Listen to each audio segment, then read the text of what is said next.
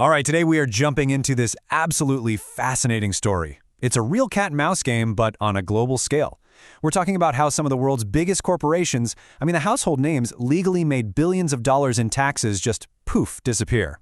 And, even more interesting, how the world's governments finally decided to team up and fight back. So let me ask you this. How do you make $1 billion just vanish from the taxman's radar? It sounds like something straight out of a Hollywood heist movie, right? But for years, this wasn't fiction. It was a very real, and believe it or not, a very legal question that massive companies had a perfect answer for. And that answer, well, it had a pretty tasty-sounding name. Yeah, you heard that right. The double Irish-Dutch sandwich. And no, despite the name, you definitely can't order this for lunch. This thing was one of the most brilliant, most effective tax avoidance strategies ever created. It was a perfectly legal work of art, really, a piece of financial engineering designed to do one thing: move profits from countries where they'd be taxed heavily to places where they'd be taxed, well, barely at all, if ever. Okay, so how on earth did this billion-dollar sandwich actually work? Let's get into the recipe. And I gotta tell you, it was ingenious. The whole thing hinged on moving money through this very specific cross-border pipeline. Okay, here's the play-by-play. Just imagine a giant tech company makes a ton of profit in a country with, let's say, a 25% tax rate. Now, instead of paying that tax, they pay these enormous royalty fees back to one of their own companies, an Irish subsidiary. These fees are for using things like their own brand name or patents. And because that payment is a business expense, poof, it lowers their taxes in that high-tax country. From there, the money makes a quick stop in the Netherlands, that's the Dutch part, to take advantage of some specific EU tax laws before it finally lands with a second Irish company. And this is where the real magic happens. And this is the absolute heart of the trick, the legal loophole that made it all possible. You see, that second Irish company, it was set up in Ireland, but it was managed from a zero-tax haven, a place like Bermuda. So, because of this setup, the U.S. tax authorities would look at it and say, hey, that company was incorporated in Ireland, so it's Irish. But at the same time, the Irish tax authorities would say, nope, it's managed from Bermuda, so it's not our problem. And the result? It was incredible. The company became stateless for tax purposes. It existed in this legal black hole, where neither country could tax its billions in profits.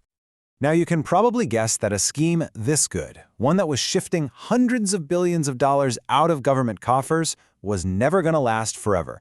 The public and political pressure just kept building and building until finally the world's major economies, working through groups like the OECD and G20, decided enough was enough. It was time to strike back. And they did it with a coordinated plan.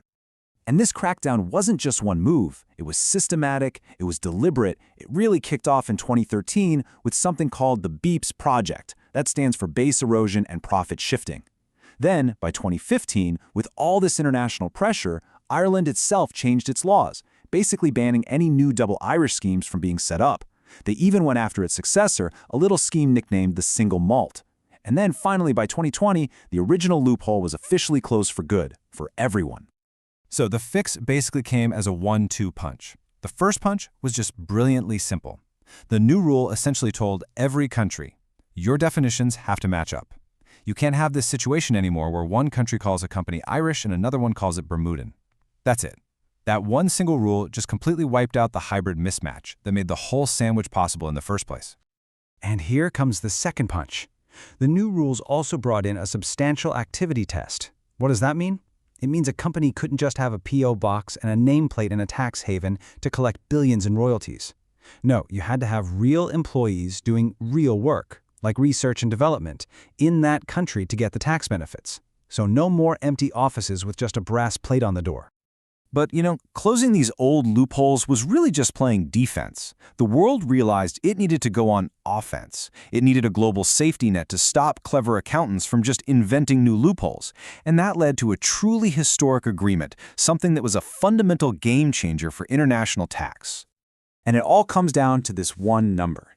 The number that completely changed the game, 15%. This is the new global minimum tax rate for the world's largest companies. Think of it like a floor. A tax floor that companies can no longer slip beneath, no matter where they are. Now, the official name is the Global Anti-Base Erosion Rules, or GLOBE for short.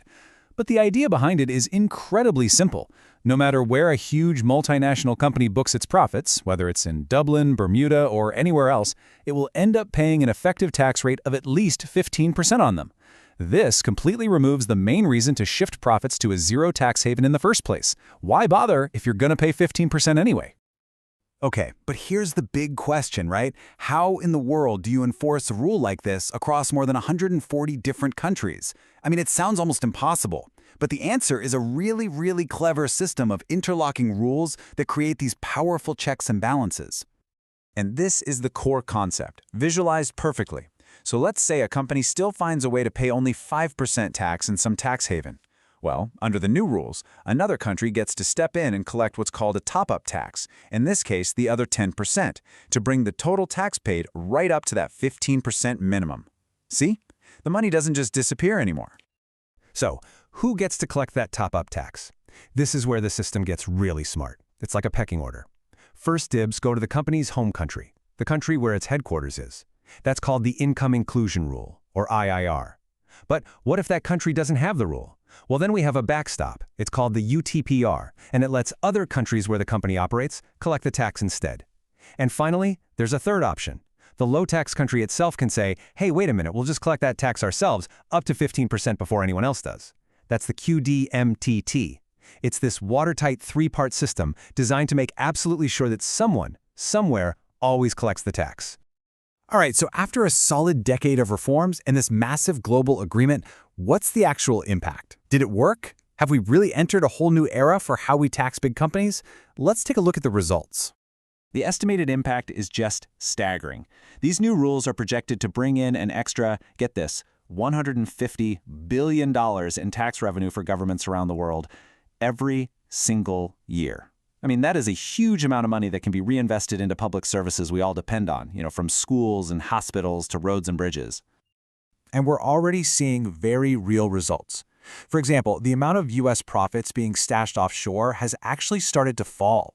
That race to the bottom, where countries were constantly trying to undercut each other with lower tax rates, that's been slowed down dramatically. Honestly, this is one of the biggest, most coordinated shifts in global tax policy we have ever seen in our lifetimes. But this, of course, brings us to the final big question. The double Irish is dead, the 15% floor is now in place. But is this really the end of the tax game? Or is it just the beginning of a new one, where clever accountants and lawyers will simply invent even more complex strategies to get around the new rules? The global tax heist might be over for now, but that classic cat-and-mouse game between giant corporations and the world's tax authorities, well, that's almost certainly just getting started on its next chapter.